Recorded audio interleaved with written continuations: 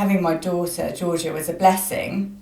Well, in many ways, but also for career-wise, because it gave me the opportunity and the time to be able to study part-time. Hi, I'm Morgan and welcome back to Way of Living podcast, where I get the chance to talk to incredible people about their way of living. And today I've got Claire Smith, and she's gonna talk about her life as a single mom. She started her law studies 2 years ago, and she's going to tell us all about it, what she's doing, how she's doing it, and where does she find her motivations. Hi Claire. Hi. How are you? I'm very well, thank you. How are you? Good. Thank you so much for coming on the podcast. Oh, you're welcome. I really appreciate it. Okay. So today I want to share how much I'm impressed with you, with everyone who is listening. Not that there is many anyway, but I found this incredible that as a single mom, you started studying, and not nothing, it's law. So Can you tell us about yourself a little bit, and we go from there.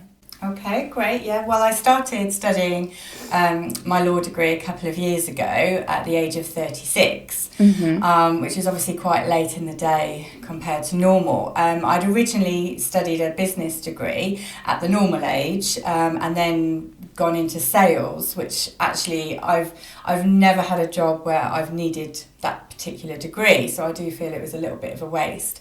And I always actually regretted not taking law. And when I'd finished my business degree, originally I had thought about converting over to law then, but at the time it just didn't make sense financially. And over the years you kind of get wrapped up into the jobs that you're doing. So actually having my daughter, Georgia, was a blessing. Well, in many ways, but also for career-wise, because it gave me the opportunity and the time to be able to study part-time. So I do a long-distance course, which is fantastic. I work with Silex and their main university to become a legal executive, a lawyer, at the end of the course. So I have another 2 years to go. But if I hadn't have had Georgia, I probably would have still been on that, that turning wheel of just continually working in sales. So it was a great opportunity. So you said that you've always regretted not having taken a law degree, doing a law degree. Yeah. Why that? Why did you always want to do law? I think for me, I'm all about balance and fairness. I think it's just in my DNA, and even from a young girl, I think I hadn't even started secondary school, and I've been telling people that my aim was to be a solicitor, and I don't know what happened really. I think I got to the age of about 17, and maybe the pressure of people trying to pigeonhole you into studying certain subjects and going a particular route, that I guess I rebelled slightly and thought, I'm not going to do law, I'll do business, because I thought that having a more general degree would widen my opportunities, and I felt that at that age it's such a hard decision to make, I think, for youngsters to know exactly what they want to do. But I should have followed my heart at that time with hindsight, but then thinking of it a different way, maybe it's better now that I'm older to study it and have that life experience to be able to go into a law profession. So that's the other way of seeing it, really. Yeah, because I believe in living our lives without any regrets, and I think if you don't, everything happens for a reason. This is everything. I say this all the time, and if you haven't done business before and doing your previous career, you would not be here today. True, very true. So that's great. Yeah. So you said without having Georgia, you would have not do this degree. So first of all, how did you find out that you could do this long distance course, and how are you doing it? Okay. Well, I knew that I could actually convert my business degree into a law degree. So that was my first thought. So you can do a course called a GDL, which is very expensive. It's probably works out to be about £25,000 in total.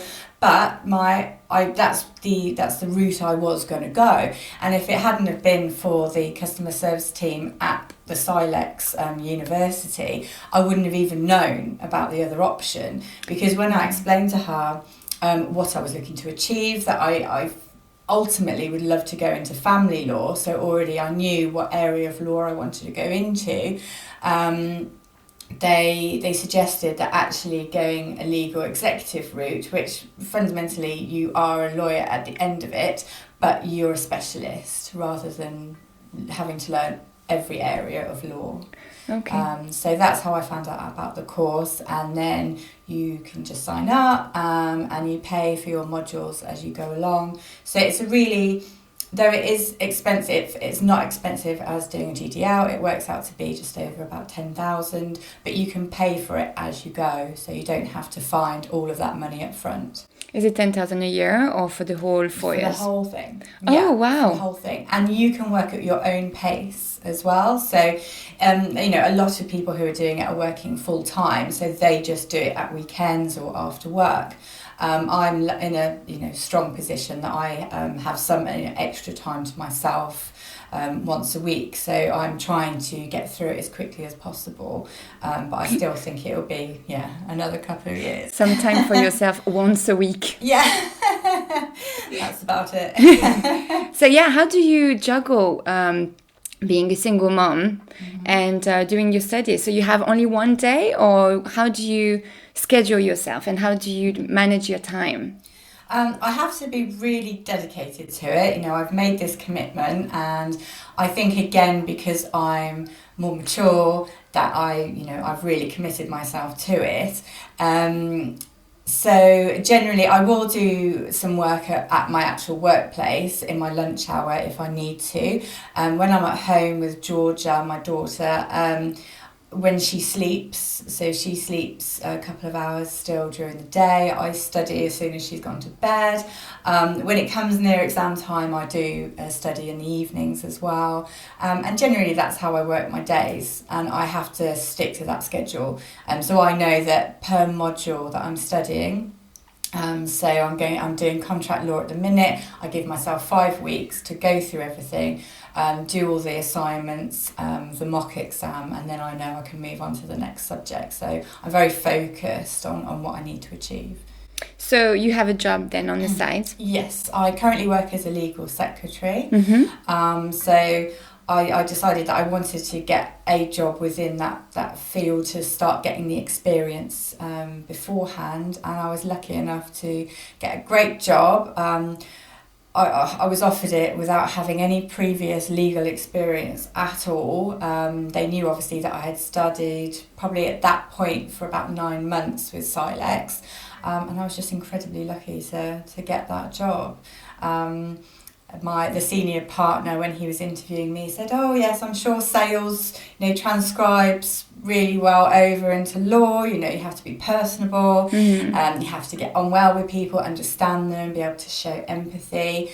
And I think he knows as well. He knew in the interview that I was a single mum, so he knew that I worked hard anyway.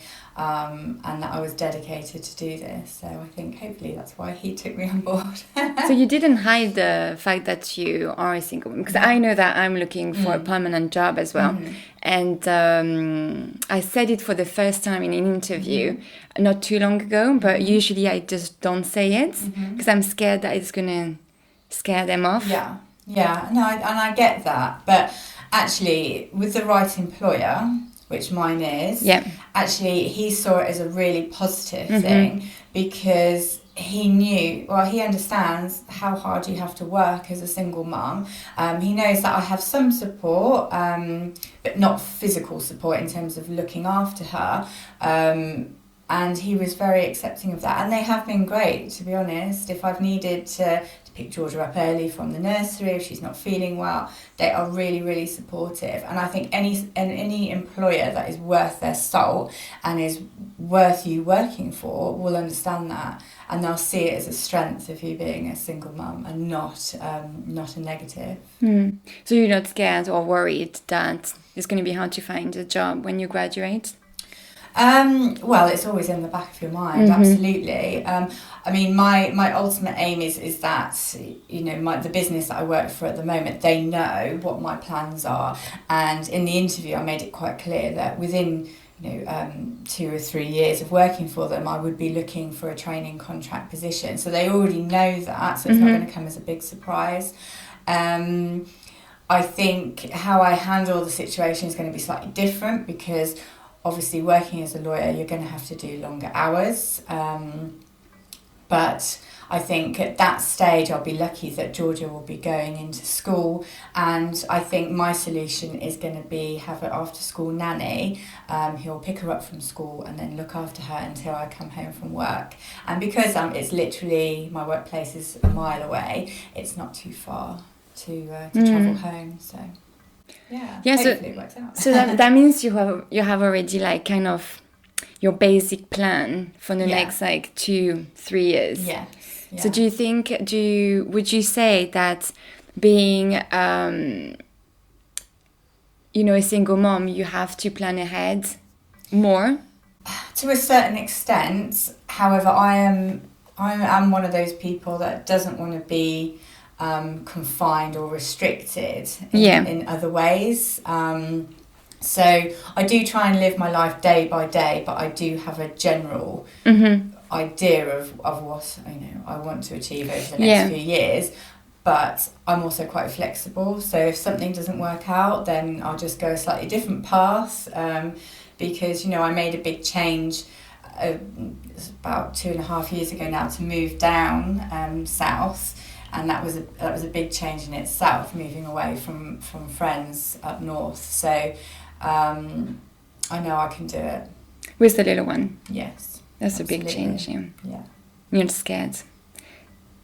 What's there to be scared of? Sometimes you just got to go for it. Exactly. I'm not saying it's easy, but I think for me, at the end of the day, every day I'll think, right, okay, I'll review my day in my head, I'll focus on one great thing that's happened that day, and think, I'll always try harder the next day because life isn't perfect, and I certainly am not. I'm far from perfect, but if I haven't got something right that day, I think, well, I'll do better tomorrow. And I do say that to myself every day, so that you can just move forward. Because sometimes that's all you can do. That is true.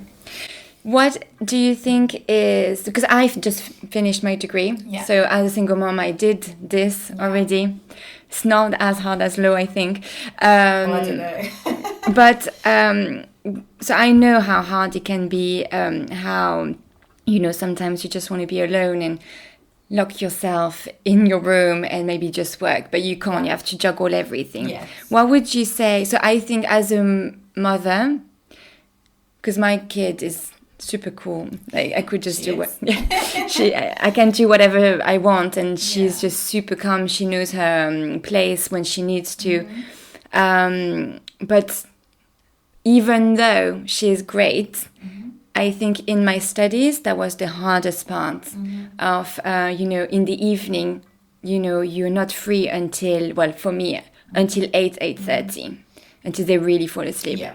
And you're exhausted. Yes. And you have to work until 12 because I can't wake up in the morning if I pass 12. So that was the hardest part of, juggling everything. And I had a law exam at some point as well, like the journalism law, and I had like stickers all over my fridge, and I was like cooking food, like, okay, so what is the definition of this? It's a great way of doing it. Yes, but that was super hard and stressful. Yeah. What would you say is the hardest part of being a student and a mother? I think it's what you said there, really. I think it is juggling everything, but you kind of have to... I find that I do pigeonhole myself quite a lot. So I think, right, well, now I'm being mum, so let's do something fun. Let's go to the park. Let's plan a trip. Let's do whatever.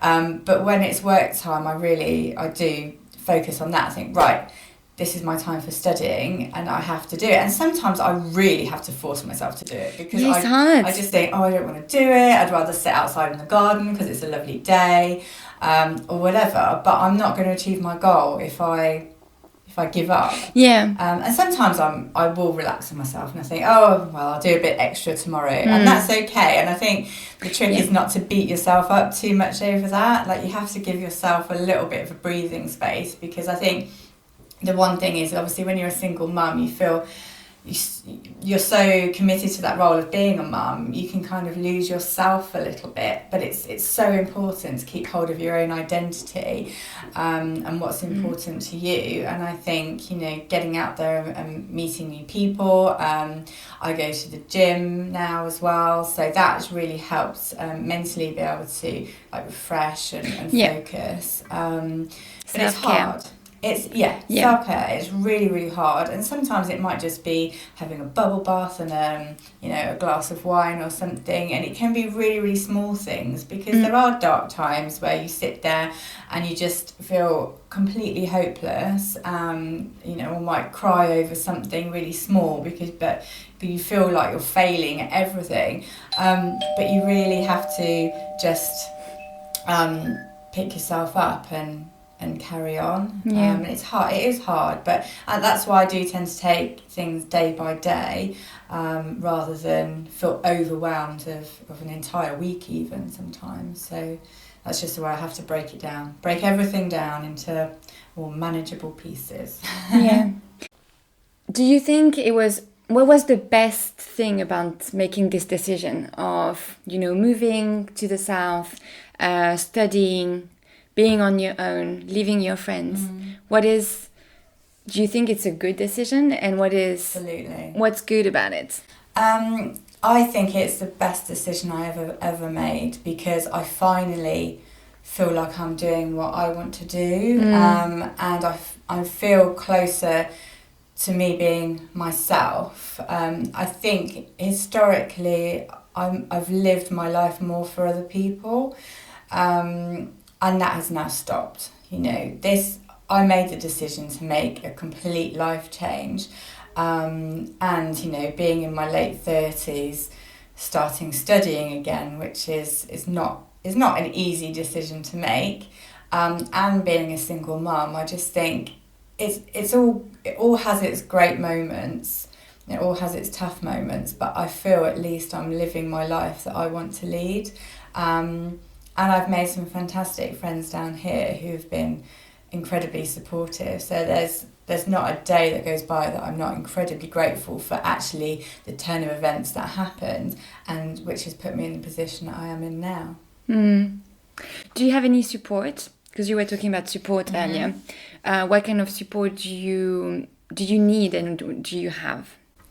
I have my friends as support in terms of being able to talk to them about things. I don't really have a lot of physical support in terms of helping out with Georgia, but that's okay. I think you accept that's what you've got to do, and you just get on with it, don't you?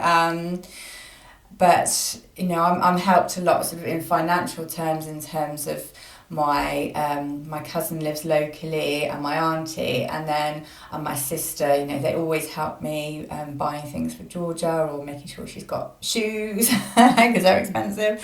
The more they grow, the more expensive. Exactly. I think they need something new every month, it feels like.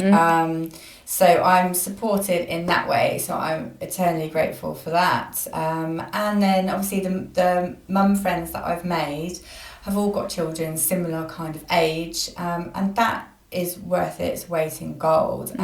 But again, I had to force myself to get out there and make friends when I first came down here. I didn't know anybody. Obviously I had my cousin and my auntie here, and that was it. So that's why I joined the Mush Mums app. Oh yeah.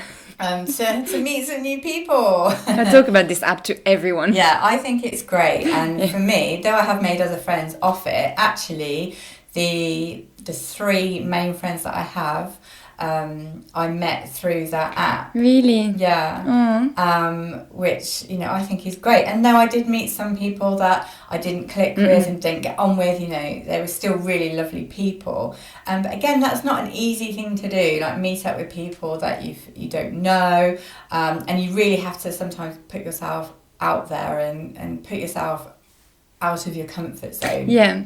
And I think that's the hardest thing, because sometimes you don't want to do that, and it would be very easy to stay hibernated in your house and not do anything, especially when you're having a tough day. You just got to get on with it. You just got to think, right, well, I'll have my daughter, she relies on me, just get out there and do it.